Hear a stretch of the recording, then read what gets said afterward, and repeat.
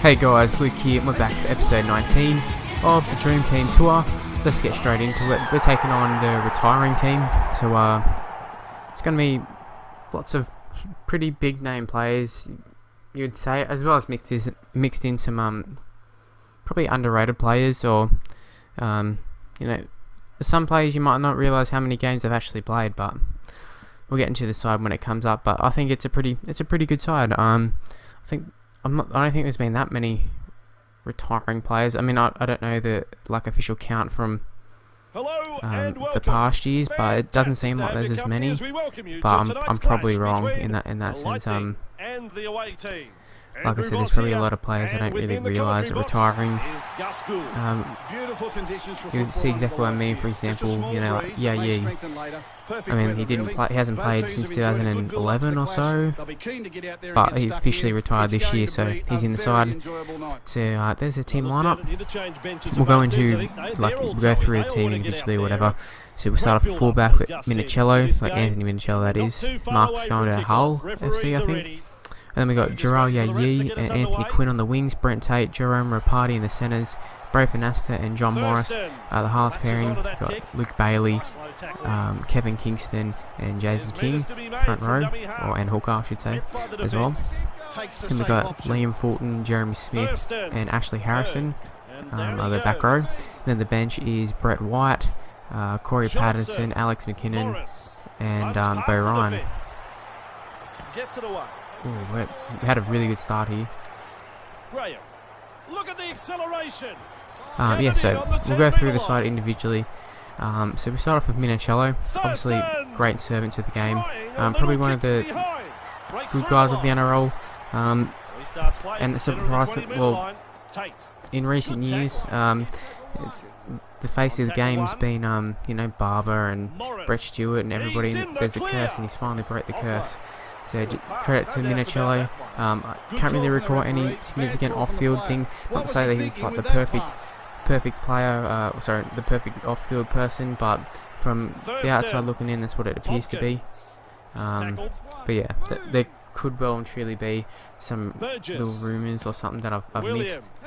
And I'm usually pretty on with the rumours, but not back in the day, so yeah, that's the reason for that. We'll move on to Jharal Yow Yeh. Obviously, majority of four fans, unless you sort of just come into watching it.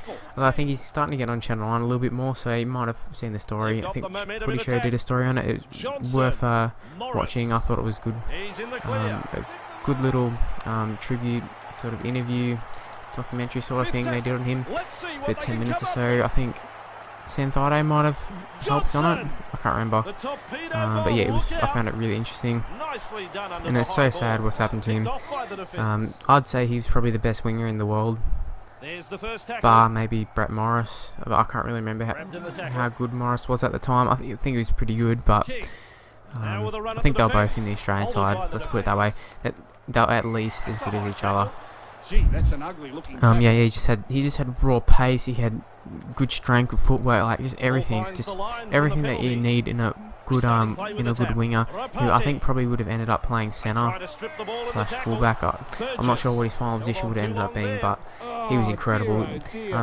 Probably one of my favourite players at the time, and I was gutted when it happened, but you didn't really realise how bad it was. I mean, now I've come to see the footage, and you can see the bones all sticking out of his ankle, blood everywhere, but I kind of avoided it. I'm usually pretty good with ankle breaks sort of stuff, but because it never really got showed, I never bothered. I just figured it was a broken ankle, but he'll be back. And I suppose everybody did until they kind of. There was rumours going around earlier in the year that he was going to retire, and he denied it. Tried to play a few games. It looked like he could barely run. Has a limp, permanent limp by the looks of things. So it's not good. But surprisingly, it's not the worst injury out of these ones by far, I would say. Say by far, that's about right. I'll move on to Brent Tate, who's had just another injury, just one too many. I thought he would have retired actually a few injuries ago. I think it was a Four Nations one. He was crying in the shed and stuff, and I thought that's over for him. And I'm not going to lie and say I'm a big fan of Brent Tate.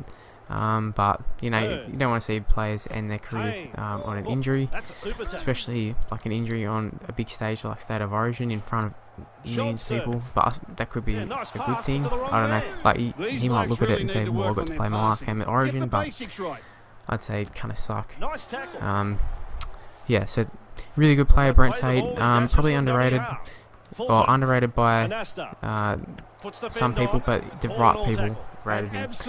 Then we got Jerome Ropati, who, you know, you might have thought he would have retired a few years ago, but no, it's not the case. He's been in and out of first grade. I think he probably would have been in first grade this year had he not got injured. I think he got injured scoring a try from memory, or at least attempting a try. Dislocated a shoulder or something. Ended up retiring. That's just the story of Ropati's career. I remember he hit like nearly career best form, if it wasn't, it was close. Playing at fullback, and then going into the final series and stuff, and he got hurt. And I don't know, Ropati was such a good player when fit, but just the thing is he wasn't fit that often. Move on to Anthony Quinn. Now, Beau Ryan's in the side and he's on the bench. You might be thinking right now, like, Anthony Quinn, why the hell would you pick Anthony Quinn over Beau Ryan? Now let's you think about it. Anthony Quinn played multiple State of Origin games. It wasn't in there by any wasn't a mistake that he was in there. I think, can't remember if it was him or Steve Turner who was up against Fulton at the time. Fulton scored that awesome try when it landed on his head. I think it was Quinn, but go back and watch that footage. That's Anthony Quinn from a Knights player, Knights player. I think he played for the Storm as well. Yeah, I'm pretty sure when he played for State of Origin stuff, he was at the Knights, and then he ended up going back to Newcastle, I believe. Never cracked first grade there really, but he had McKinnon and Uwate in front of him. Now he's got all the Matty brothers in front of him. It was probably time to hang up the boots, as I couldn't really see him breaking into the first grade side again. Then we move on to Braith Anasta, who a former favourite of mine. He was in my favourite 17, I think, possibly, or he's in the former Bulldogs, definitely. So I'm well aware of Anasta. Incredible player, probably underrated, I think.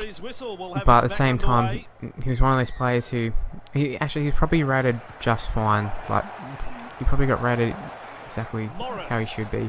People know he was a good player, but they also know he was also a shit player. It's hard to explain. I think the way he ended, like the last few years of him, not great. I'd say this Tigers last year's probably been his best year of like last 5 years probably. But he wasn't very good for the Roosters, I don't think, apart from that field goal. Yeah, just it's sad to see Anasta go out that way, because I thought he was like such a good Bulldogs player. Like, he was my favourite player at the time.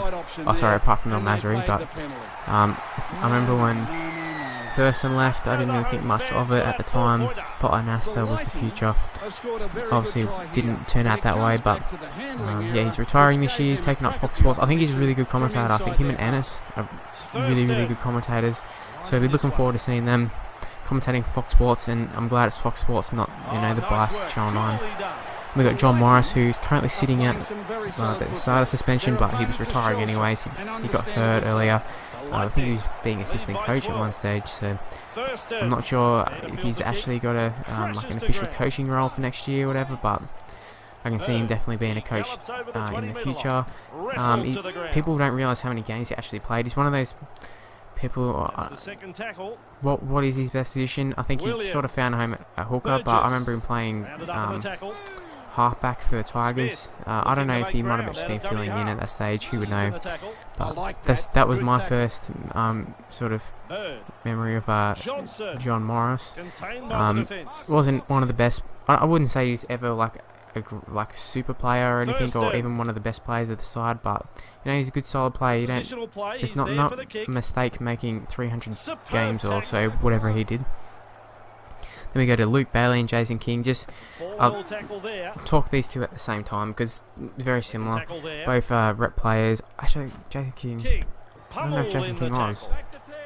I think he might have been. Luke Bailey for sure was. In their twilight days, I'd say Luke Bailey's a lot better than Jason King now. I think Jason King is pretty diabolical right now, like not good at all. or at least in his last few games. But you know, in the past, being really good players, sort of, you know, intense props, but got through a fair bit of work. What a run by Tompkins! And that's all I've got to say about them. Kevin Kingston, underrated player in, you know, the 2009 run that the Eels had.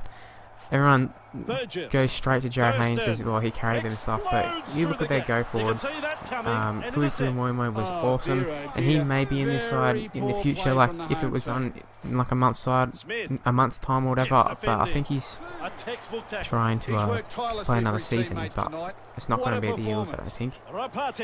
So we'll have to wait and see what happens there. But yeah, like that Eels side, they had so much more than just Jared Haynes. You knew he was on fire that year. But Kevin Kingston coming off the bench, they start off with Matt Keating. We know Matt Keating isn't the greatest player. He didn't get picked up by any other club, so it kind of says everything. But yeah, he was a good solid player, I suppose. But Kevin Kingston, when he came on, he just used to light them up. Here's a try for Brett Morris coming up as we race away. I'm not sure who that is. Oh, that's Minichello, actually. Yeah, so Kevin Kingston's very underrated player. As he got older and he had Seguiar in front of him, you know, age just caught up with him, but still a really good player. And I'm surprised no other club tried to pick him up, but I suppose he probably didn't want to play anymore. Move on to the back row of Fulton Smith and Ashley Harrison. Ashley Harrison and Jeremy Smith, they're probably in another class. Liam Fulton, no disrespect to Liam Fulton, he's a good solid player, but the other two were, you know, rep players. I can't remember if Ashley Harrison actually played for Australia. I suppose he probably did at some point, but he played for Queensland quite a few times. Jeremy Smith playing for New Zealand a number of times, won premierships, everything. Yeah, really solid players, really good players. Jeremy Smith just a hard man, and Ashley Harrison was just, you know, sort of like this defensive sort of player for modern people. If you're not really familiar with Ashley Harrison, I mean, you should be, but just in case, just gets through a lot of work, a lot of tackles, takes a lot of the runs that other people don't want to take. Yeah, so we move on to the bench with Brett White, another rep player who's retiring. The bench is pretty good in this one. Yeah, Brett White, I think he played for Ireland in the World Cup, I believe. Not that it's that important, but I thought it was worth noting. And then he played for New South Wales. I think he's most famous for knocking out Steve Price. It was really awesome. I loved it. Even though Steve Price is like one of my favourite players, he was just awesome. Like when I'm in New South Wales mode, I don't like care who's on the other side. And then we have Corey Patterson, who's it's a bit of a strange one. He's not that old or anything. It's not due to injuries. I think it's just I think he's doing boxing. So good luck to Corey Patterson. Hopefully he does well in boxing mode. I personally don't see anything major happening, but I wouldn't have picked Anthony Mundine or anyone like that to be a decent fighter. Actually, it's kind of strange because his dad was, but maybe that's not a good example. But I think you can see what I mean by that.